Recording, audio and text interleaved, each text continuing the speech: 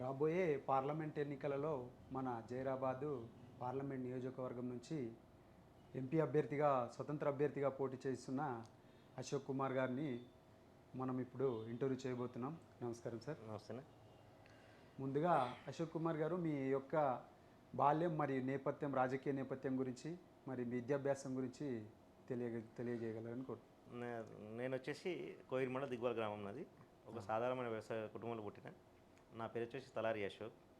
నేను విద్యాభ్యాసం అనేది దిగ్వాల్లో చేయడం జరిగింది. ఇంటర్మీడియట్ జైరాబాద్లో. ఇంటర్మీడియట్ తర్వాత ఆర్థిక పరిస్థితుల నేపథ్యంలో ఇంటర్మీడియట్ తర్వాత నా విద్య ఆగిపోయింది. తదనంతరం కొన్ని రోజులు రాజకీయాలు ఉండాలని చెప్పి గ్రామ సర్పంచ్గా పోటీ చేసినప్పుడు అప్పుడు ఎన్నికల్లో ఓడిపోయిన తర్వాత నాకు కుటుంబ బాధ్యతలు, మా తమ్ముడు చెల్లెళ్ళ చదువులు ఉండడంతో ఒక 10 సంవత్సరాలు రాజకీయాలకు దూరంగా ఉండి జర్నలిస్ట్గా పనిచేసిన. 10-12 సంవత్సరాలు జర్నలిస్ట్గా పనిచేసి మళ్ళీ ఇప్పుడు ఎంపీ ఎన్నికల్లో స్వతంత్ర అభ్యర్థిగా ఎంపీగా పోటీ చేస్తున్నాను. జర్నలిస్ట్గా పనిచేసిన మీరు ఇటు రాజకీయ రంగంలోకి రావడానికి గల కారణం? ప్రధాన కారణం ఏంటంటే, నేను ఈ ప్రాంత ప్రజల యొక్క సమస్యల దగ్గర నుంచి చూసిన. జర్నలిస్ట్గా ఉండి ఈ ప్రాంత ప్రజలు పడుతున్న ఇబ్బందులను చూసిన తర్వాత అసలు నాయకులు అనేటోళ్ళు ఎన్నికలప్పుడు మాటలు చెప్పేసి ఈ ఎన్నికల తర్వాత ప్రజలను గాలికి వదిలేసి తానే స్వతహాగా ఎదగడం కోసమో తన యొక్క పదవిని అడ్డం పెట్టుకుని సంపాదించుకోవడం కోసం వచ్చే నాయకులే వచ్చి ఈ ప్రాంత ప్రజలు మోసం చేస్తున్నారు. జర్నలిస్ట్గా సమస్యలు వెలుగులోకి వచ్చిన స్పందించే నాయకులకు ఎన్నిసార్లు ఓట్లేసినా వాళ్ళ మనసు మారట్లేదు. ప్రజల వద్దకు మనమే ప్రత్యక్షంగా వెళ్ళి సమస్యల మీద వెళ్దాం, సమస్యలను ఫోకస్ చేద్దాం అనే ఉద్దేశంతో ఈ పార్లమెంట్ ఎన్నికల్లో పోటీ చేయాలని నిర్ణయానికి వచ్చినాం. జాతీయ పార్టీలు పోటీలో ఉన్న ఈ తరుణంలో మీరు ఒక స్వతంత్ర అభ్యర్థిగా పోటీ చేయాలని మీరు ఎందుకు అనుకున్నారు? ఇక్కడ జాతీయ పార్టీ నాయకులు ఎవరైతే ఎంపీ అభ్యర్థులుగా పోటీ చేస్తున్నారో సురేష్ షెట్కార్ కానీ బీబీ పాటిల్ కానీ వీరికి అవకాశం ఇచ్చారు జైరాబాద్ ప్రాంత ప్రజలు. అవకాశాన్ని సద్వినియోగం చేసుకొని ఈ ప్రాంత ప్రజల అభివృద్ధిలో భాగస్వామ్యం కాలేరు కాబట్టి, ప్రజల సమస్యలు తీర్చలేరు కాబట్టి అనే ఉద్దేశంతోనే నేను ప్రజల సమస్యలను చూసి ఒక జర్నలిస్ట్గా చూసిన తర్వాత నేను కూడా పోటీ చేయాలని నిర్ణయానికి వచ్చి స్వతంత్ర అభ్యర్థిగా పోటీ చేస్తాను. అంటే వాళ్ళు 10 సంవత్సరాల కాలంలో ఏ విధమైన అభివృద్ధి చేయలేరని మీరు ఎట్లా చెప్పగలుగుతారు? నేనేమంటానంటే, చేస్తే కనుక ఈరోజు 5 సంవత్సరాలకు చేయలేదు అనుకో, 5 సంవత్సరాల తర్వాత మార్చాలి కదా, మార్చలేరు. బీబీ పాటిల్ 10 సంవత్సరాలు గెలిపించారు, మీరు అభివృద్ధి చెందలేదు, అభివృద్ధి చేయలేరు అని చెప్పి ఎట్లా చెప్తారు? బీబీ పార్టీలో వచ్చిన నేపథ్యం వేరు. ఉద్యమ సమయంలో ఉద్యమ పార్టీలో వచ్చి ఉద్యమకారుడు కాదు, మరి ఉద్యమ సమయంలో ఉద్యమ పార్టీలో వచ్చి ఒకసారి ఉద్యమ ఫ్లోలో ఎంపిక అయిండు. రెండోసారి ఈ ప్రాంతంలో అభివృద్ధి చేస్తానని చెప్పేసి రెండోసారి అవకాశం ఇచ్చారు. నేనేమంటానంటే, 2 సార్లు అవకాశం ఇచ్చిన బీబీ పాటిల్ ఈ ప్రాంతంలో నిరుద్యోగ సమస్య తీర్చలేదు, రైతుల సమస్య తీర్చలేదు. నేషనల్ మ్యానుఫ్యాక్చరింగ్ జోన్ ఏదైతే పారిశ్రామిక ఉత్పాదక కేంద్రాన్ని జైరాబాద్ ప్రాంతానికి తీసుకొచ్చిన దాన్ని 10 సంవత్సరాలుగా రూపాయి నిధులు దాని బీబీ పాటిల్ ఇక్కడైతే పోటీ చేస్తున్నాడో ఆయన విఫలం చెందింది కాబట్టి నేను పోటీ. బీబీ పాటిల్ నిధులు తెచ్చి స్థానికంగా పరిశ్రమలు ఏర్పాటు చేసినామని చెప్తున్నారు. ఏ పరిశ్రమలు ఏర్పాటు చేసి? నిమ్స్ ప్రతిపాదిత ప్రాంతంలో అనేక రకమైన పరిశ్రమలు వచ్చాయి. గతంలో కాంగ్రెస్ ప్రభుత్వం అధికారంలో ఉన్నప్పుడు నిమ్స్ వచ్చింది, బీబీ పాటిల్ ఉన్నప్పుడు నిమ్స్ రాలే. పరిశ్రమల శాఖ మంత్రి నిధుల కేటాయింపు జరిగింది. బీబీ పాటిల్ కూడా నిధులు తెచ్చాను, పరిశ్రమలు పరిశ్రమలు శంకుస్థాపనలు చేశానని చెప్తున్నారు కదా. అబద్ధం జరిగింది. అప్పుడు స్థానికంగా ఉన్న మన కేటీ రామారావు గారు వచ్చి ఇక్కడ పరిశ్రమ కొబ్బరికాయలే కొట్టిర్రు. కేటీ రామారావు అయినా బీబీ పాటిల్ అయినా ఓన్లీ కొబ్బరికాయలే కొట్టిర్రు, పరిశ్రమల స్థాపన జరగలేదు. నేషనల్ మ్యానుఫ్యాక్చరింగ్ జోన్ మంజూరై సుమారు 10-12 సంవత్సరాలు అవుతుంది. అందులో 2 రకాల మోసం ఉంది. ఒకటి, రైతులకు సరైన పరిహారం ఇవ్వలేదు. రెండోది, పరిశ్రమలు రాలేవు. మళ్ళీ అక్కడ ఉన్న రైతుల కోసం మాకు అన్యాయం జరిగిందని రైతుల గురించి మాట్లాడితే ఏ ప్రభుత్వ నాయకుడు కానీ, ఇప్పుడు అధికారంలో ఉన్న బీబీ పాటిల్ కానీ, పరిశ్రమల శాఖ మంత్రి ఉన్న కేటీఆర్ కానీ వాళ్ళు పలకరించిన పాపనవలే. వాళ్ళు కొబ్బరికాయ కొట్టడానికి ఒక సరిహద్దులో ఉన్నటువంటి పారామిలిటరీ బలగాల్లాగా పోలీసులు పెట్టుకుని వచ్చి కొబ్బరికాయలు కొట్టారు తప్ప రైతుల సమస్య ఏంది? రైతులకు పరిహారం, నష్టపరిహారం మనం సరిగ్గా ఇవ్వలేమా? నష్టపరిహారం ఇవ్వలేరా రైతులకు? వాళ్ళు ఇచ్చిన నష్టపరిహారం 2 ఎకరాల భూమి అయితే జైరాబాద్ ఒక ప్లాట్ అనేటువంటి నష్టపరిహారం. నేనేమంటున్నా, వచ్చినప్పుడే రేట్లు పెరిగినాయి, ఆ విధంగా భూముల రేట్లు పెరిగినాయి అని చెప్పేసి నేనేమంటున్నా, రాకుండా ఆ రేట్లు ఉండేది. నేనేమంటున్నానంటే, అంతకుముందే ఉండేది. జైరాబాద్లో పారిశ్రామికంగా అభివృద్ధి చెందిన జైరాబాద్లో అసలు రియల్ ఎస్టేట్ చాలా విపరీతంగా వేగం, కాకపోతే దానికి కొంత పెరిగిన మాట వాస్తవం. ప్రతిపాదిత ప్రాంతంలో ఈ రేట్లు అయితే లేకుండే కదా, అప్పుడు ఎంతో కొంత ఉన్నాయి కానీ అప్పుడు అంత సరిపడా వాళ్ళు అప్పుడున్న ప్రభుత్వ రేట్ ప్రకారం కట్టించారు కదా. లేదు, నష్టపరిహారం లేదు. అది ఉంటే రైతులు ఒప్పుకోలే వాళ్ళు. నేనేమంటున్నా, భూసేకరణ చట్టం ఉంది, భూసేకరణ చట్ట ప్రకారం భూసేకరణ చేయాలి. సేకరించి పరిశ్రమలు స్థాపించి స్థానికంగా ఉద్యోగ అవకాశాలు కల్పిస్తే కూడా అది కూడా అభివృద్ధి కదా. నేనేమంటున్నా, మీరు భూసేకరణలోనే పూర్తిగా విఫలం చెందినరు, పరిశ్రమలు ఇంకా రానేలేవు, అంటే ఉద్యోగాలు ఎక్కడని అడుగుతున్నాను నేను. అంటే అక్కడ భూసేకరణ జరిగింది, పరిశ్రమలు స్థాపించబడ్డాయి, స్థాయిలో జరగలేదు. అంటే ప్రభుత్వం 100% చేసింది కదా. ఇప్పుడు నేనేమంటున్నా, చేసిన భూసేకరణ చేసినందుకే ఎన్జిటీలో కేసులు వేసిర్రు రైతులు, కోర్టు కేసులు వేసిర్రు, ప్రభుత్వం మీద తిరగబడ్డారు.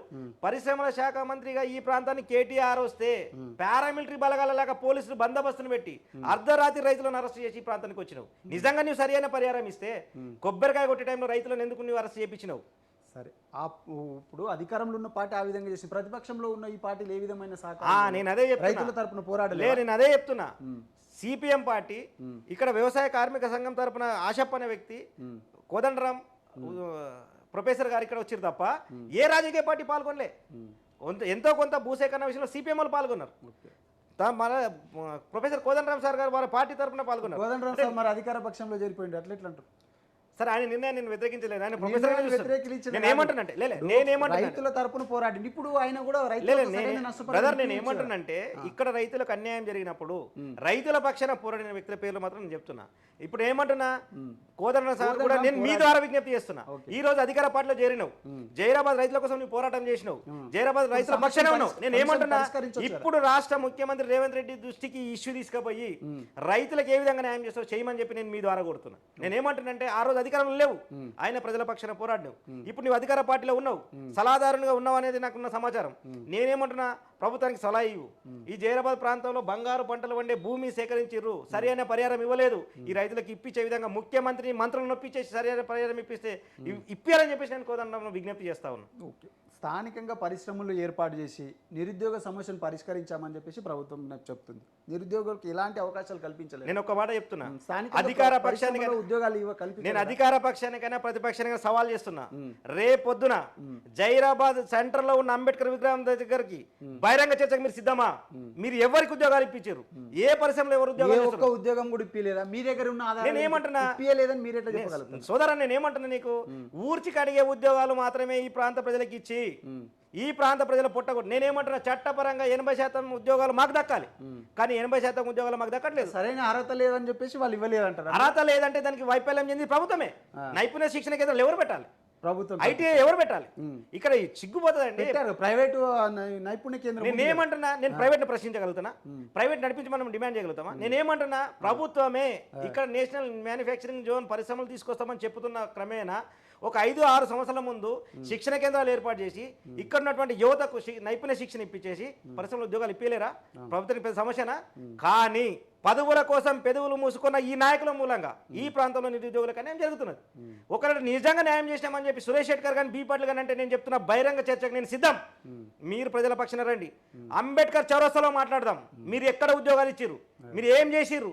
అసలు నిజంగా మీకు చిత్తశుద్ధి ఉంటే ఈ ప్రాంతంలో ఉన్న పరిశ్రమలు సిఎస్ఆర్ ఫండ్స్ 2% సిఎస్ఆర్ ఫండ్స్ ఏదైతే ఈ ప్రాంతం నుంచి నిధులు తరలిస్తుంటే, ఈ ప్రాంతం నుంచి 10 సంవత్సరాలుగా సిఎస్ఆర్ ఫండ్స్ ఇతర ప్రాంతాలకు మళ్ళిస్తుంటే మీరు ఎందుకున్నారు? సిఎస్ఆర్ ఫండ్స్ ఎక్కడ ప్రాంతాల్లో? నేనేమంటున్నా, గతంలో సిఎస్ఆర్ ఫండ్స్ సిస్టమ్ ఈ ప్రాంతంలో పరిశ్రమలు పెట్టి జైరాబాద్ లో ఏ విధమైన అభివృద్ధి జరగలేదు. సోదరా, నేను అదే చెప్తున్నా, జైరాబాద్ లో ఏదైతే పరిశ్రమలు పెట్టిన తర్వాత వారికి వచ్చిన లాభాల మీద 2% ఈ ప్రాంత వనరులకు ఉపయోగించాలి. ఆ డబ్బును గతంలో ఉపయోగించిన మాట వాస్తవం. సోషల్ హాస్టళ్లు, పాఠశాలలు, బిల్డింగ్లు ఇవి కట్టిన మాట వాస్తవం. కానీ గడిచిన 10-12 సంవత్సరాల నుంచి ఈ సిఎస్ఆర్ ఫండ్స్ అంతా ఒక కేంద్రీకరణ చేసి జిల్లాలో ఉన్న పరిశ్రమలన్నీ ఒక చోట వేయాలని చెప్పేసి ఒక చోట వేసి ఆ యొక్క మంత్రులు ఎమ్మెల్యేలు ప్రాతినిధ్యం ఇతర ప్రాంతాలకు తీసుకుపోయి ఈ ప్రాంత ప్రజలు అన్యాయం చేయలేదా? మరి ఇక్కడ మీరు గెలిచిన శాసనసభ్యులు కానీ పార్లమెంట్ సభ్యులు కానీ మీ బాధ్యత లేదా? మా ప్రాంత పరిశ్రమల నిధులు మాకు కావాలని చెప్పి అడిగే దమ్ము మీకు ఎందుకు లేదు? మీరు ఆ యొక్క పార్టీలకు తొత్తులుగా మారి మీ యొక్క పదవుల కోసం పెదవులు మూసుకొని రేపొద్దున బీఫామ్ ఇస్తాడో లేదో, మళ్ళీ పోటీకి అవకాశం ఇస్తాడో లేదో, ప్రజలు ఎటువైనా పర్వాలేదని చెప్పేసి నాయకులు ఎవరైతున్నారో అందుమూలంగా నష్టం జరిగింది. నేను అదే వెలుగెత్తి చాటుతున్నా. నేనేమంటున్నా, ఈరోజు స్వతంత్ర అభ్యర్థిగా నేను పోటీ చేస్తున్నా. ప్రజలు అవకాశం ఇస్తే ఈ సమస్యల మీద వెలుగెత్తుతా. లేదు మీకు ప్రజలు మళ్ళీ అవకాశం ఇస్తే నేను ఇప్పుడు ఈ వేదిక ద్వారా చెప్తున్నా, ఈ ప్రాంత సిఎస్ఆర్ నిధులు ఈ ప్రాంతానికి ఉపయోగించాలి, ఈ ప్రాంతంలో పరిశ్రమల స్థానికులకు ఉద్యోగాలు ఇవ్వాలి, ఈ ప్రాంతాన్ని స్పెషల్ జోన్గా ప్రకటించి రైతులకు 100% సబ్సిడీ మీద రైతులకు డ్రిప్ స్ప్రింక్లర్ సెట్ సప్లై చేయాలి.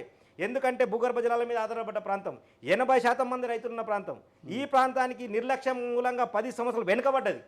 గతంలో స్వర్గీయులు మాజీ ఎంపీ పార్లమెంట్ సభ్యులు బాగారెడ్డి గారు ఇక్కడ ఉండి ఎంతో కొంత అభివృద్ధి చేసి అప్పుడున్న వనరులతో అప్పుడు అవకాశం జరిగింది. కానీ తర్వాత వచ్చిన నాయకులు తర్వాత అభివృద్ధి ఫలాలను ఈ ప్రాంతం నుంచి దోసుకపోయిన తప్ప ఈ ప్రాంతానికి కొత్తగా అభివృద్ధి చేయలే.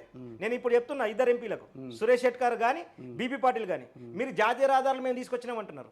జాతీయ రహదారుల అభివృద్ధిలో భాగంగా కేంద్రంలో అధికారం ఎవరున్నా సరే జాతీయ రహదారులు అభివృద్ధిలో భాగంగా తీసుకొచ్చారు. సరే మీరు పార్లమెంట్ సభ్యులుగా ఉన్నప్పుడు వచ్చిన సంతోషం, కానీ ఒక జాతీయ రహదారులు వచ్చినంత మాత్రాన్ని అభివృద్ధి చెందింది అనుకోవాలా? లేదు. ఇక్కడ పరిశ్రమలలో జరిగిన అన్యాయాన్ని, ఇక్కడ రైతులకు జరిగిన అన్యాయాన్ని ప్రశ్నించే గొంతుగా ప్రజల పక్షాన పార్లమెంట్లో ఉన్నా కానీ శాసనసభ్యులు ఉన్నా కానీ మీరు ఎందుకు ప్రశ్నించలేదని నేను అడుగుతా ఉన్నా. నేనేమంటున్నా, ఈ రోజు నేను ఏ పార్టీ నుంచి లేను, స్వతంత్ర అభ్యర్థి ఉన్నా, ప్రజల సమస్యల మీద వెలుగెత్తుతున్నా. నేను ఇప్పుడు కూడా చెప్తా ఉన్నా, మీకు దమ్ముంటే ఈ హామీలన్నీ మేము 80% ఉద్యోగాలు ఉన్న పరిశ్రమలు ఇప్పిస్తాం, ఈ ప్రాంత రైతులకు ఖచ్చితంగా డ్రిప్ స్ప్రింక్లర్ సెట్ ఇస్తాం, సాగునీరు వచ్చేంత వరకు బాధ్యత మేము తీసుకుంటాం, నేషనల్ మ్యానుఫ్యాక్చరింగ్ జోన్లో రైతులకు అన్యాయం జరిగే రైతులకు ఆదుకుంటామని చెప్పి మీకు ప్రకటించే దమ్ముంటే ప్రకటించమంటున్నా. ఓకే, సంతోషం. స్వతంత్ర అభ్యర్థిగా పోటీ చేస్తున్నారు. జాతీయ పార్టీలు 2, ఇంకా వేరే స్థానిక పార్టీ అయినా కూడా టీఆర్ఎస్, వీళ్ళందరూ అధికారంలో ఉన్నారు. వాళ్ళు బాగా డబ్బును మద్యాన్ని విచ్చలవిడిగా ఖర్చు పెట్టి ప్రజల నుంచి ఓట్లు తీసుకోవాలని అనుకుంటారు. మీరే విధంగా చేస్తారు? నేనేమంటున్నా, ఇప్పుడు అదే బలహీనతగా ప్రజలకు కోటర్లు వంచాలి, బిర్యానీ పొట్లాలు ఇవ్వాలి, ఓట్లు వేసుకోవాలి, గడ్డకు గడ్డక మనం లాభాలు సంపాదించుకోవాలి, మన గుత్తిదారులు సంపాదించుకోవాలి, మన కాంట్రాక్ట్ సంపాదించుకోవాలని నాయకులు వస్తున్నారు మీ ముందు. నేనేమంటున్నా అంటే ప్రజలు ఆలోచించుకోమంటున్నా. మీకు ప్రజలే మీ సమస్యలు తీర్చే నాయకుడు కావాలన్నా, మీకు 5 ఏళ్ళకి ఒక్కసారి బిర్యానీ పొట్లం కోటర్స్ ఇచ్చే నాయకులు కావాలా తెలుసుకోవాలి. నేనేమంటున్నా, ఓటు అనేది ప్రాంతీయ పార్టీల తరపున పోటీ చేస్తున్న అభ్యర్థులు ప్రజలకు ఎంతో కొంత తెలిసి ఉంటారు. నేను ఏ విధంగా తెలిసి ఉన్నారు? నేను అదే చెప్తున్నా, నేను స్వతంత్ర అభ్యర్థిగా పోటీ చేస్తున్నా. నాకు 29వ తారీఖు నాడు నాకు గుర్తు కేటాయించబడుతుంది. నాకు ప్రచారానికి 10 రోజులు మాత్రం ఉన్నది. 7 అసెంబ్లీ సెగ్మెంట్లో ప్రచారానికి చేయాలనుకుంటే నా యొక్క సమయం సరిపోదు అనుకుంటున్నా.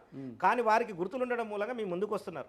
నేను మనం ప్రశ్నించమంటున్నా, ప్రజలుగా మీరు ఏ సమస్యలు తీరుస్తారని ప్రశ్నించమంటున్నా. ఒకరేమంటున్నారు అధికారంలో మేమున్నా మా కోట ఏమంటున్నారు, ఇంకొకరు ఏమంటున్నారు మోడీని చూసి నా కోట ఏమంటున్నారు. నేనన్నా మోడీని చూస్తే మా కడుపు నిండది, అధికారం ఉంటే మా కడుపు నిండది. ఈ సమస్యల మీద ఈ సమస్యలు మేము అధికారంలో ఉన్న వాళ్ళే సమస్యలు పరిష్కరిస్తారు. మీరే విధంగా ఇప్పుడు స్వతంత్ర అభ్యర్థిగా పోటీ చేసి మీరు గెలిచారే అనుకో, మీకు నిధులు కానీ ఏ విధంగా సమకూర్చుకుంటారు? మీకు అధికారంలోకి వచ్చిందనుకో, జాతీయ పార్టీ అధికారంలో ఉన్న వాళ్ళే సమస్యలు పరిష్కరిస్తారు కదా, మీరు ఎలా పరిష్కరిస్తారు? నేనేమంటున్నా, నేను స్వతంత్ర అభ్యర్థిగా గెలిచిన తర్వాత గెలిస్తే వేరే పార్టీలో పోతారా? అధికార పార్టీలో పోయి మీరు కూడా చేరుతారా? నేనేమంటున్నా, నేను ఈయన క్లియర్ ఎజెండా కూడా చెప్తున్నా. ఫస్ట్ ఇక్కడ ప్రాంత ప్రజల సమస్యలు తీర్చాలి. నేనేమంటున్నా, నేను స్వతంత్ర అభ్యర్థిగా పోటీ చేస్తున్నా. నాకన్నా అభ్యర్థిగా పోటీ చేసినా ఓకే, గెలిచారనుకో, మొత్తంగా మీకు అధికారము మొత్తంగా రాదు, ఒక ఎంపీ ఉంటారు. నిధులు ఏ విధంగా సమకూరుస్తారు? ఏదో అధికార పార్టీలో చేరితే కానీ మీకు నిధులు రావడం కానీ ఈ ప్రాంతం అభివృద్ధి చెందడం కానీ చేయడానికి అవకాశం కానీ ఉంటుంది. అప్పుడు మీరు ఏ విధమైన పార్టీలో చేరుతారా? నేనేమంటున్నా, నా యొక్క ప్రజల సమస్యలు తీర్చే నాయకుడు ఎవరన్నా ముందుకు వచ్చి సమస్యలు తీరుస్తామని స్పష్టమైన హామీ ఇస్తే. ఓకే, ఇప్పుడు మీరు నిలబడ్డారు, స్వతంత్ర అభ్యర్థిగా పోటీ చేస్తున్నారు. ఒక పార్టీ నుంచి మీకు ఆహ్వానం వచ్చి మీకున్న సమస్యలను మేము తీరుస్తాం, మా పార్టీకి సపోర్ట్ చేయండి, మా అభ్యర్థి గెలుపుకు కృషి చేయండి అంటే మీరు వెళ్తారా? నేనేమంటున్నా, అసలు నాయకుడు ఎవరైతే వస్తారో బహిరంగంగా అంబేద్కర్ చౌరస్తాలో బాండ్ పేపర్ రాసి ప్రజలకు చెప్పమని చెప్తున్నా. నేను నాకు కాదు చెప్పాల్సింది, నేను స్వతంత్ర అభ్యర్థిగా పోటీ చేస్తున్నా. ఇప్పుడు ప్రజలకు మీరు వచ్చిన ప్రజల ముందుకు నేను వచ్చిన, నా వాదన నేను వినిపిస్తున్నా. మీరు ప్రజలను నమ్మించండి, ప్రజలను కన్విన్స్ చేయండి. ప్రజల వరకు స్వతంత్ర అభ్యర్థిగా పోటీలో ఉండరని చెప్పేసి చాలా మంది అంటారు. ఇప్పుడు జరుగుతున్న పరిణామాలు కూడా ఆ విధంగా ఉంటున్నాయి. ముందుగా నామినేషన్ వేయడం, తర్వాత ఏదో ఒక రాజకీయ పార్టీ నాయకుడు ఏదో విధంగా తాయిలాలు ఇవ్వడం, తర్వాత నామినేషన్ ఉపసంహరించుకోవడం, ఈ విధంగా జరుగుతున్నది. ఈ తరుణంలో మీరు చివరి వరకు పోటీలో ఉంటారని ఎలా చెప్పగలుగుతారు? ఓకే, మన స్థానికుడు కాబట్టి మన నియోజకవర్గంలో నిన్ను నమ్మొచ్చు, నేను అశోక్ కుమార్ అంటే తెలుసు. మిగతా 7 నియోజకవర్గాల్లో మీకు ఎవరు గుర్తుపడతారు? ప్రజలు గుర్తుపడతారు. ప్రజలు గుర్తుపడతారని మీరు అనుకుంటున్నారు, కానీ ప్రజల్లో మీకున్న పబ్లిసిటీ ఏ విధంగా ఉపయోగపడుతుంది? నేను ఇప్పుడు ఏమంటున్నా అంటే, సోషల్ మీడియా వేదికగా, ప్రచార సాధనాల వేదికగా అన్ని నియోజకవర్గాలకు వెళ్తాను, నా యొక్క వాయిస్ను ప్రజల ముందు పెడతాను. అక్కడ మీకు ఎవరన్నా ఉన్నారా? అక్కడ అంటే ఇప్పుడు నేను ప్రతి నియోజకవర్గంలో ఇప్పుడు ఏదైనా పార్టీ నుంచి వచ్చిన వాళ్ళకి అక్కడ ఉన్న అభ్యర్థులకు వాళ్ళ తరపున ప్రచారం చేయడానికి నాయకులు కానీ కార్యకర్తలు కానీ అందరు ఉంటారు. మీకు ఎవరున్నారు అక్కడ? ఆ ప్రాంతంలో సమస్యలతో సతమతం అవుతున్న ప్రజలే నాకు అండదండ. అక్కడున్న సమస్యల గురించి మీకున్న అవగాహన ఏంటి? జైరాబాద్ పార్లమెంట్ నియోజకవర్గం మీద పూర్తి అవగాహనతోనే నేను పార్లమెంట్ సభ్యునిగా పోటీ చేస్తున్నాను. సమస్యల గురించి సాధారణంగా ఒక మాట చెప్తా, నారాయణఖేడ్ నియోజకవర్గం ఉన్నది, వలసలకు కేంద్రం అంటారు. ఇప్పుడు లేవని చెప్తున్నారు కదా గవర్నమెంట్. ఎక్కడ చెప్తున్నారు వలసలు పూర్తిగా? మే 13వ తారీఖు నాడు జరిగే ఎన్నికలలో అక్కడున్న నాయకులు తుఫాన్లు, వాహనాలు, కార్లు పెట్టి హైదరాబాద్ నుంచి తరలించకుంటే వలసలు లేనట్టు. ఓటు వేయడానికి రావడం వేరు, వలసలు పూర్తిగా నిరోధం. నేనేమంటున్నా, మీరన్న మాట ప్రకారం మా ప్రాంతంలో ప్రజలు ఉన్నారు, అక్కడనే వాళ్ళకు ఉపాధి ఉందని. ఓట్లు వేయడానికి ప్రతి ప్రాంతం నుంచి, హైదరాబాద్ నుంచి, వేరే ప్రాంతాల నుంచి వాళ్ళు జరుగుతుంది. నారాయణఖేడే ప్రత్యేకంగా. జైరాబాద్ పార్లమెంట్ నియోజకవర్గంలో అత్యధికంగా వలసలు వెళ్లిన ప్రాంతమే నారాయణఖేడు. మా ప్రభుత్వం అధికారంలోకి వచ్చినాక అభివృద్ధి చెందింది కూడా నారాయణఖేడ్ అని చెప్తున్నారు. ఉప ఎన్నిక ద్వారా కొన్ని వందల కోట్లు ఖర్చు పెట్టి నియోజకవర్గాన్ని అభివృద్ధి చేసి నేనేమంటున్నా 4 రోడ్లు 4 బిల్డింగ్లు కట్టినంత మాత్రం అభివృద్ధి కాదు. ఏ విధమైన అభివృద్ధి జరగలేదా? నేనేమంటున్నా 4 రోడ్లు 4 బిల్డింగ్లు కట్టినంత మాత్రం అభివృద్ధి కాదు. అక్కడ ప్రజలకు ఉపాధి ఏ విధంగా కల్పించారు? సాగునీరు ద్వారా కల్పించారా, పరిశ్రమ ద్వారా కల్పించారా, ఉద్యోగాలు కల్పించారా? మీరు ఏం చేసారు? బై ఎలక్షన్స్ అందరూ ఒక రోడ్ వేసిరు, 4 కార్యాలయాలు కట్టేసి మేము అభివృద్ధి చేసామనేది కాదు. నేనేమంటున్నా అక్కడ ఉన్నటువంటి ఎస్టీ సోదరులు ఇప్పటికీ కూడా చేసినందుకే వాళ్ళు గెలిపించారు కదా. ఎక్కడంటారు? ఇప్పుడు బై ఎలక్షన్ అయిపోయిందని, బై ఎలక్షన్లో ప్రభుత్వం వాళ్ళకి చేస్తుందనే నమ్మకంతో గెలిపించారు కదా. నేనేమంటున్నా చేస్తారనే అవకాశంతో గెలిపించి మీరు యొక్క ఐచేతిలో వైకుంఠం చూపడంతో వాళ్ళు నమ్మి మిమ్మల్ని గెలిపించారు. కానీ అక్కడ ఉన్నటువంటి ప్రజలకు ఉపాధి కల్పించాలి, పూర్తిగా విఫలం చెందినట్టున్నాను నేను. అక్కడ ఉన్నటువంటి ప్రజలకు ఉపాధి కల్పించలేరు, సాగునీరు అందించలేరు, ఉద్యోగాలు కల్పించలేరు, నిరుద్యోగ ఇప్పటికండి విద్యా వ్యవస్థలో వెనుకబడ్డ ప్రాంతం జైరాబాద్ పార్లమెంట్ నియోజకవర్గం. విద్యా వ్యవస్థలో ఏ కాన్సెన్స్లో మేము ఏం చేసినాం చెప్పండి. ఇప్పుడు మనం నేనేమంటున్నా సిద్దిపేట, మెదక్, గజ్వేల్ని పోల్చుకొని మనం జైరాబాద్ని పోల్చుకోమని చెప్పండి, జైరాబాద్ పార్లమెంట్ని పోల్చుకోమని చెప్పండి. ఈరోజు జైరాబాద్లో ఏ విధమైన విద్యా సౌకర్యాలు? నేనేమంటున్నా మహిళా కళాశాల పెట్టించారు, డిగ్రీ కళాశాల పెట్టించారు, జూనియర్ కళాశాల పెట్టించారు, జైరాబాద్ మహిళా కళాశాల ప్రారంభించారు. ఎక్కడ మహిళా కళాశాల పెట్టారు? లేదా మహిళా డిగ్రీ కళాశాల ఎక్కడ? మహిళా డిగ్రీ కళాశాల ఎక్కడ ఉంది? జైరాబాద్ ఎక్కడ లేదు. కో ఎడ్యుకేషన్ ఉంది. కో ఎడ్యుకేషన్ ఉంది. ఓకే. మైనార్టీ నేను ఏమంటున్నా సాధారణమైన ఒక ఐటీఐ, ప్రభుత్వ ఐటీఐ కూడా నెలకొల్పలేదు. ఇన్ని పరిశ్రమలు వచ్చినా మీరు నెలకొల్పని వాళ్ళు విద్యావ్యవస్థ. నేనేమంటున్నా మండలానికి ఒక గురుకుల, ఒక కేంద్రీయ విద్యాలయం వచ్చింది అభివృద్ధి అని అనుకుంటే ఎట్లా? నేనేమంటున్నా ఇక్కడ ఈ ప్రాంతంలో మిర్జాపూర్ ప్రాంతంలో పీజీ కాలేజీని పూర్తిగా మూతపడడానికి కారకులు ఎవరు? పాలకులు గారా? మరి ఇక్కడ పూర్తిగా ఎత్తేయడం జరిగిందా? పూర్తిగా ఎత్తేసి అక్కడ కొనసాగుతున్నాయి. ఎక్కడ కొనసాగుతుంది? నేను ఒకే సబ్జెక్టు, నేనేమంటున్నా పీజీ కళాశాలలో నీ ఒకే సబ్జెక్ట్ పెట్టి ఆ ఒక్క సబ్జెక్ట్ మీద పీజీ కాలేజ్ నడుస్తుందని ఎట్లా అంటావు? పీజీ కళాశాలకు సంబంధించిన అటానమస్ కాలేజ్ కదా. అంతే కదా. నేనేమంటున్నా నీవు విద్యా వ్యవస్థను అభివృద్ధి చేసినంటే పీజీ కాలేజీని ఎంత డెవలప్ చేసినా చూద్దాం పండి. నీ పీజీ కళాశాలలో ఒకటే కోర్సు పెట్టేసి నేను పీజీ కళాశాల నడుపుతున్నా ఎట్లా? నేనేమంటున్నా ఇలాంటి మా జైరాబాద్ మిర్జాపూర్లో ఉన్న పీజీ కళాశాల, సిద్దిపేట కూడా పీజీ కళాశాల గట్టనే ఉందా? లేకుంటే గజ్వేల్ ఉన్న పీజీ కళాశాల గట్టనే ఉందా? హైదరాబాద్ ఉన్న పీజీ కళాశాల అట్లనే? నేనేమంటున్నా మా యొక్క పార్లమెంట్ నియోజకవర్గం 3 రాష్ట్రాలకు సరిహద్దు ప్రాంతం, కర్ణాటక, మహారాష్ట్ర సరిహద్దు ప్రాంతం. విభిన్నమైన ప్రజలు ఇక్కడ ఉన్నారు. ప్రజలకు విద్యా వ్యవస్థలో వెనుకబడ్డం, అభివృద్ధిలో వెనుకబడ్డం, ఉద్యోగాలలో వెనుకబడ్డం, రైతులకు వెనుకబడ్డం. సమస్యలు నేనేమంటున్నా సమస్యలే ఒక నాయకుని తయారు చేస్తాయి. నేనేమంటున్నా రాజకీయ పార్టీలు బీఫామ్లు ఇచ్చి నాయకులను పంపొచ్చు, కానీ నేనేమంటున్నా నేను నమ్మే సిద్ధాంతం ఇక్కడున్న సమస్యలనే ఈ ప్రాంత ప్రజలే ఒక నాయకునిగా తయారు చేస్తారు అనుకుంటున్నా. వాళ్ళ అవకాశం కల్పిస్తే ఖచ్చితంగా వాళ్ళ సమస్యల మీద పోరాడతామన్న నమ్మకం ఏముంది? తర్వాత పార్టీ మారవని నేనేమంటున్నా నా నమ్మకాన్ని తెలంగాణ ఉద్యమంలో నేను చూసిన. తెలంగాణ ఉద్యమంలో 10-12 సంవత్సరాలు ఉద్యమం చేసినాం. తెలంగాణ రాష్ట్ర సాధన కోసం విద్యార్థి నాయకుడిగా పనుకున్నాం. నేను ఇక్కడ ఉద్యమం చేసినా లేదా నా స్వగ్రామం దిగువలో కానీ జైరాబాద్ నియోజకవర్గంలో కానీ ప్రజలకు అడిగితే తెలుసు. ఉద్యమం చేశారు, తర్వాత స్వరాష్ట్రం ఏర్పడ్డది. అప్పటి నుంచి రాజకీయాల్లో మీరు చురుకుగా కొనసాగలేరు. మరి ఇప్పుడు ప్రస్తుత తరుణంలో రావడానికి గల కారణం? వాస్తవానికి నేను రాజకీయాలకు కొనసాగకుండా ఒక జర్నలిస్ట్గా కొనసాగింది. నేను ఎప్పుడు ప్రజల సమస్యల్లో ఉన్నా. ఒక రాజకీయ వేదిక మార్చినా, రాజకీయంగా దూరం ఉన్నప్పటికీ కూడా జర్నలిస్ట్గా మాత్రం ప్రజల పక్షానే ఉన్నా. ప్రజల సమస్యలు కొనసాగి ఇక్కడ స్థానిక సమస్యలు మీరు మీ పత్రికల్లో కానీ మీ న్యూస్ ఛానల్లో కానీ ఎందుకు ప్రసారం చేయలేదు? అన్ని ఛానల్లో ప్రసారం జరిగింది. నేను పనిచేసిన ఛానల్లో కాకుండా స్వయాన నాకు ఒక యూట్యూబ్ ఛానల్ ఉంది, అందులో సైతం సమస్యలు వెలిగితే చూపు. పరిష్కారం కాలేవా? ఎక్కడ పరిష్కారం? ఏవి పరిష్కారం? నేనేమంటున్నా వందలాది మంది రైతులు రోడ్ల మీదకి వచ్చి ధర్నా చేస్తే రైతుల పక్షాన పోరాడిన నాయకులు ఈరోజు పోటీ చేస్తున్నారు. మీరు పరిష్కరించే సత్తా మీకు లేదు అన్నప్పుడు కదా మీరు అందరూ భయపడి పారిపోయింది. ఒకరు నిజంగా మీరు పరిష్కరించి నేను చేసిన అభివృద్ధి అని మీరు అనుకుంటే, మేము సమస్యలు పరిష్కరించే దమ్మున నాయకులు అయితే ఆ రోజు ప్రజల పక్షాన్ని ఎందుకు లేరు? సమస్యలు పరిష్కరించినందుకు వాళ్ళకి మళ్ళీ అధికారం కట్టబెట్టడం జరిగింది కదా. ఎవరికి? స్థానికంగా ఉన్న ఎవరికి? ఆ పార్టీ మళ్ళీ గెలవడం జరిగింది. ఏమంటున్నా ఆ నాయకులు మళ్ళీ గెలిచారు. లేదు, మొదటిసారి ఉద్యమ నాయకులుగా గెలిచారు. రెండోసారి గెలిచినాక పూర్తిగా నియోజకవర్గాన్ని మర్చిపోయారు. ఆ రెండోసారి జరిగిన 5 సంవత్సరాలనే మన సమస్యలు పెరిగినాయి, మాకు ఇబ్బందులు వచ్చినాయి. నేనేమంటున్నా షుగర్ పరిశ్రమ బంద్ 2 సంవత్సరాలు అవుతున్నాయి. షుగర్ పరిశ్రమ 2 సంవత్సరాల కింద పార్లమెంట్ సభ్యులు ఎవరు? బీపీ పాటిల్ కాదా? అదే బీపీ పాటిల్ సమస్యను నిర్లక్ష్యం చేస్తే ప్రతిపక్షంలో ఉండాల్సిన సురేష్ శెట్కర్ ఎందుకు పోరాడలేదు అంటున్నాను నేనేమంటున్నా మీరు నాయకులు అయితే, మీరు ప్రజల కోసం పోరాటాలు అయితే ప్రజల పక్షాన్ని ఉండాలి కదా, మీరు ఎందుకు లేరంటున్నా? నేనేమంటున్నా ఈరోజు నేను ముందుకు వచ్చిన, నన్ను ఆదరించమని కోరుతున్నా. సమస్యలే నాకు ఒక నాయకుని తయారు చేసే నమ్మకంతో నేను వస్తున్నా. స్వతంత్ర అభ్యర్థిగా పోటీ చేస్తున్నారు. రాజకీయాలంటే చాలా ఖర్చుతో కూడుకున్న వ్యవహారం. మీరు ఏ విధంగా నిధులు సమకూరుస్తారు? మిమ్మల్ని ఎవరన్నా మీ వెనకాల నుండి ఎవరన్నా సపోర్ట్ చేస్తున్నారా, లేదా ఏదన్నా రాజకీయ పార్టీ మిమ్మల్ని స్వతంత్ర అభ్యర్థిగా పోటీ చేయడం అని కోరుతుందా? నేను ఏ రాజకీయ పార్టీ నాకు సపోర్ట్గా లేదు. ఆర్థికంగా నేను బలంగా కూడా లేను. నిధులు ఏ విధంగా? నేను ఏమంటున్నా, ఇప్పుడు 7 కాన్స్టిట్యున్సీలో మీరు ప్రచారం చేయాలనుకుంటున్నారు అనుకో, ఒక కాన్స్టిట్యున్సీ పోవడానికి ఎంతో కొంత ఖర్చు అవుతుంది. అవును. మీ గుర్తులు, అవును. మీ పోస్టర్లు, అవును. సభలు సమావేశాలు నిర్వహించడానికి కూడా ఖర్చు అవుతుంది. వాటికి నిధులను ఏ విధంగా లేదు, నేను స్వయాన ఆ నిధుల యొక్క అంటే నేను చేసిన దానిలో నేను సంపదనలో ఏదైతే ఉన్నదో ఎంతో కొంత ఖర్చు పెట్టి సోషల్ మీడియా వేదిక ద్వారానే నేను ప్రజల వద్దకు వెళ్ళాలనుకుంటున్నాను. సోషల్ మీడియా లేని ప్రాంతాల్లో కూడా ప్రజలు ఉంటారు కదా, వాళ్ళకి ఏ విధంగా మీరు మీ కార్యక్రమాలు తీసుకెళ్తారు? ఇప్పుడు చెప్తున్నా, ఉన్న మీడియా కన్నా సోషల్ మీడియా చాలా జనాల దగ్గరికి ఉన్నది. ప్రతి ఒక్కరి సైడ్లో ప్రతి ఒక్కరి చేతిలో సెల్ ఫోన్ ఉన్నది. ఆ సెల్ ఫోన్ అనే సోషల్ మీడియా. ఆ సెల్ ఫోన్లో వెళ్ళిన అంశాలనే నేను సోషల్ మీడియా ఎంత ప్రభావితం చేసిందో మీరు మొన్న చూశారు.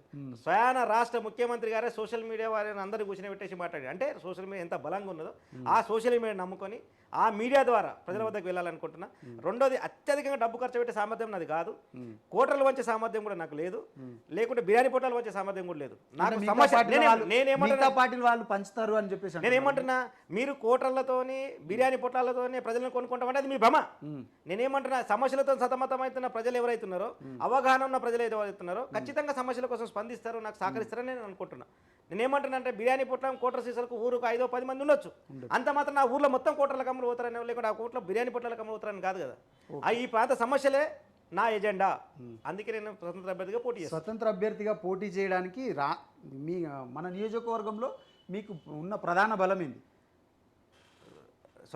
ఎవరు మిమ్మల్ని ఎక్కువగా నమ్ముతారు? ఎవరు మిమ్మల్ని మీ గెలుపు కోసం కృషి చేస్తారు? నేనేమనుకుంటున్నా, నాకు రైతులు, నిరుద్యోగులు, ఇక్కడ ఉన్నటువంటి గ్రామాలలో ఉన్నటువంటి నిరుద్యోగులు, రైతులు, బాధితుడు, ప్రతి బాధితుడు, నీమ్స్ బాధితులు, మరియు గతంలో ఉన్న పాలకులు హామీలు ఇచ్చి హామీలు విస్మరించి గాలికి వదిలేసిపోయి ఎవరైతే నాయకులు మోసం చేశారో వారి అందరి నిజాలు బయట, వాళ్ళందరూ మీతో కలిసి వస్తారనుకుంటున్నారా? ఆశిస్తున్నాను, ఖచ్చితంగా వస్తారనుకుంటున్నాను. సమస్యలు ఇప్పుడు సమస్యలు పరిష్కరించే నాయకుని చూస్తారు ప్రజలు. అవకాశం ఇస్తే పరిష్కరిస్తుంటున్నా. అవకాశం అధికారమే పరమది కాదు కదా, అధికారం ఉన్న పరిష్కరించలేదు కదా. నేనేమంటున్నా, వాళ్ళని నేనేమంటున్నా అదే అనుకుంటారు కదా, అశోక్ కుమార్ గారు అధికారంలో లేరు, ఏ విధంగా పరిష్కరిస్తారు? అధికారంలో ఉన్న వాళ్ళకే ఓటేయాలనుకుంటారు కదా. నేనేమంటున్నా, అధికారం ఉన్న వాళ్ళకి ఓటేయాలంటే, గతంలో సురేష్ షెట్కార్ ఎంపీగా ఉన్నప్పుడు కూడా అధికారం కాంగ్రెసే ఉన్నది, బీపీ పార్టీలు ఎంపీగా ఉన్నప్పుడు కూడా వాళ్ళ ఉన్న పార్టీలోనే అధికారం ఉన్నది. మరి ఎందుకు పరిష్కరించలేరంటున్నావు? నేనేమంటున్నా, సమస్యలు పరిష్కరించలేదా? నేను పూర్తిగా నిర్లక్ష్యం చేసిర్రు. 5 సంవత్సరాలకు ఒకసారి ఓటర్లను ప్రలోభాల్లో పెట్టి ఓట్లు వేసుకొని గెలిచి మనం సీట్లో కూర్చోవాలి తప్ప సమస్యలు పరిష్కరించడానికి విఫలం చెందిరు. కాబట్టి స్వతంత్ర అభ్యర్థిగా నేను వస్తున్నాను. స్వతంత్ర అభ్యర్థిగా పోటీ చేస్తున్నారు. ప్రతి పార్టీకి ఒక మేనిఫెస్టో, ఎజెండా అనేది ఉంటుంది. మీకున్న ఎజెండా ఏంటి? నాకున్న ఎజెండా జైరాబాద్ పార్లమెంట్ నియోజకవర్గ ప్రజల యొక్క సమస్యలే నా ఎజెండా. సమస్యలు, ఎజెండా వచ్చిన తర్వాత మీరు ఏ విధంగా పరిష్కరిస్తారు? నేను దశల వారీ ఇప్పుడు ఉన్న అధికారంలో ఉన్న పార్టీ 4,000 పింఛన్ ఇస్తాను, 24 గంటలు కరెంట్ ఇస్తాను, రైతుల సమస్యలు పరిష్కరిస్తామను, ఇంకా 15,000 రైతు బంధు ఇస్తాను అని చెప్తుంది. ఆ విధంగా మీరిచ్చేది ఏవైనా హామీలు? నేనేమంటున్నానంటే, ఈ ప్రాంతంలో ప్రధానంగా 2 అంశాలు. చక్కెర పరిశ్రమ జైరాబాద్ ప్రాంతానికి గుండెకాయలాంటి, జైరాబాద్ పార్లమెంట్ నియోజకవర్గంలోని ఆ చక్కెర పరిశ్రమ పునరుద్ధరించాలి. అది స్వయంగా ప్రభుత్వ పరిశ్రమని స్థాపించాలి. ప్రైవేట్ వ్యక్తుల చేతిలో ఉండగా రైతులు నష్టపోతున్నారు. ఖచ్చితంగా ప్రభుత్వం మీద ఒత్తిడి చేస్తాం, పోరాటం చేస్తాం, గెలిపిస్తే రైతుల పక్షాన పోరాటం సాధిస్తాం. అదే కాకుండా అత్యధికంగా ఆలుగడ్డ పండిస్తారు మన ప్రాంతంలో. ఇప్పటి వరకు నాయకులు ఎంత నిర్లక్ష్యం ఉన్నారంటే, ఒక్క కోల్డ్ స్టోరేజ్ లేదు ఇక్కడ. నేనేమంటారు, కోల్డ్ స్టోరేజ్ కనుక ఉంటే పండించిన పంటను కోల్డ్ స్టోరేజ్లో పెట్టి మార్కెట్లో డిమాండ్ ఉన్నప్పుడు రైతు అమ్ముకుంటే రైతు లాభపడతాడు. కానీ రైతు ఆ పంట తీయాలి, అప్పుడే ఆ తక్కువ రేటుకి అమ్ముకోవాలి. వీళ్ళు అమ్మిన తర్వాత అది కోల్డ్ స్టోరేజ్లో పెట్టించి మళ్ళీ వ్యాపారాలు డబ్బులు సంపాదిస్తారు తప్ప రైతులు. నేనేమంటున్నా, ఈ ప్రాంత ప్రజల మీద అవగాహన లేదని కాదు, అవగాహన ఉండి, ఈ ప్రాంత ప్రజల మీదనే అవగాహన ఉంది. వేరే నియోజకవర్గాలు, ప్రాంతాల మీద మీకు ఏ విధమైన? పార్లమెంట్ నియోజకవర్గం చెప్తాను. పార్లమెంట్ నియోజకవర్గం ముఖ్య చక్కెర పరిశ్రమ పునరుద్ధరించాలని మీరు అంటున్నారు. అవును. మిగతా ప్రాంతాల్లో ఉన్న సమస్యలు ఏ విధంగా పరిష్కరిస్తారు? మిగతా ప్రాంతం ఇప్పుడు నేనేమంటున్నా, నారాయణగిరిలో ఒక ప్రత్యేకమైన సమస్య, నిరుద్యోగ సమస్య, పరిశ్రమలు లేవు.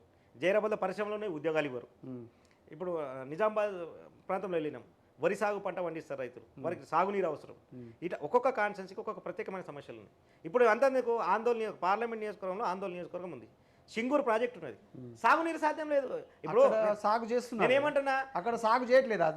అక్కడ ఉన్న నేనేమంటున్నా, ఆ యొక్క ప్రాజెక్టు కింద నిజాం సాగర్ ఆయకట్టు ఎంత, అసలు ఆ ఆయకట్టు పూర్తిగా నీళ్ళు ఇస్తున్నామా? సింగూరు ప్రాజెక్టు యొక్క ఆయకట్టు ఎంత, నీళ్ళు ఇస్తున్నామా? నేను ఎంతెందుకు బస్వేశ్వర సంగమేశ్వర ఎత్తిపోతల పథకం పెట్టి 1,00,000 ఎకరాలకు సాగునీరు ఇస్తామన్నారు. 10 సంవత్సరాల అధికారంలో ఉన్నారు, సాగునీరు ఇవ్వలేదు. అరిచేతిలో వైకుంఠం చూపిరు, ఇప్పటికి నీళ్ళు ఇవ్వలేదు. ఈ ప్రాంతంలో డ్రిప్ స్ప్రింక్లర్ సెట్లు మళ్ళీ బంద్ చేసారు. రైతులు పొట్టగొట్టడు తప్ప ఇంకోటి కాదు. నేనేమంటున్నా, క్లియర్ ఎజెండాతో లేరు. మీరేమంటున్నారు, లేదా అని అంటున్నారు.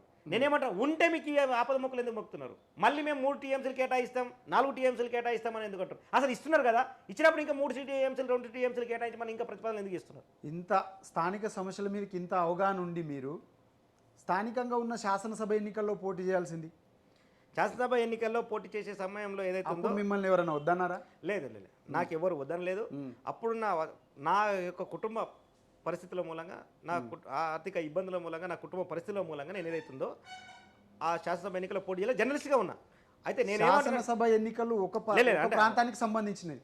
7 నియోజకవర్గాల ఆర్థికంగా మీరు అప్పుడు లేరు, ఇప్పుడు ఏదో బలపడ్డారు కారణం లేదు. నేను ఆర్థికంగా అంటే నేను ఏమంటున్నానంటే, అప్పుడు పోటీ చేస్తున్న అభ్యర్థులు ఎవరైతున్నారో ఈ ప్రాంత స్థానికులే.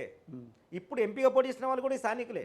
నేను ఏమంటున్నానంటే, ఎంపీగా పోటీ చేసే అవకాశం ఇచ్చినా మీరు అభివృద్ధి చేయలేరు, విఫలం చెందిరు కాబట్టి నాకు ఓటు ఏమని అడుగుతున్నా. ఈ ప్రాంతంలో శాసనసభలో పోటీ చేసిన వాళ్ళు కూడా ఈ ప్రాంత ప్రయోజనాలు కాపాడుతామని పోటీలో వచ్చారు. వాళ్ళు విఫలం చెందితే రానున్న అసెంబ్లీ ఎన్నికల్లో ఖచ్చితంగా మళ్ళీ పోటీ చేస్తారు. రానున్న అసెంబ్లీ ఎన్నికల్లో పోటీ చేసే అవకాశం రాకపోవచ్చు, బహుశా రిజర్వేషన్ మారుతుండొచ్చు. జనరల్ వచ్చినా కూడా మీరు సంతోషం. ఒక ఏమంటున్నారంటే, రిజర్వేషన్ మారినంత మాత్రం జనరల్ సీట్లో పోటీ సంతోషం, ఖచ్చితంగా పోటీ చేయొచ్చు. స్వతంత్ర అభ్యర్థిగా పోటీ చేస్తున్న మీకు ప్రజలు ఎందుకు ఓటు వేయాలి?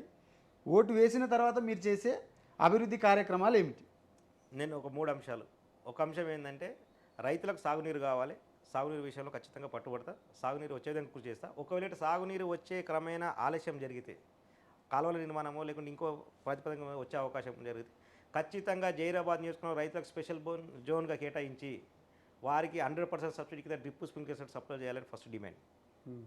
రెండోది వచ్చేసి, ఈ ప్రాంతంలో నిరుద్యోగ యువత ఎవరైతే ఉన్నారో ఈ పరిశ్రమలో ఖచ్చితంగా చట్ట ప్రకారంగా రావాల్సిన 80% యొక్క ఉద్యోగాల వాటా దక్కాల్సిందే, ఇవ్వాల్సిందే. నా ఎజెండా వాళ్ళకు ఉద్యోగాలు ఇవ్వాలనే డిమాండ్.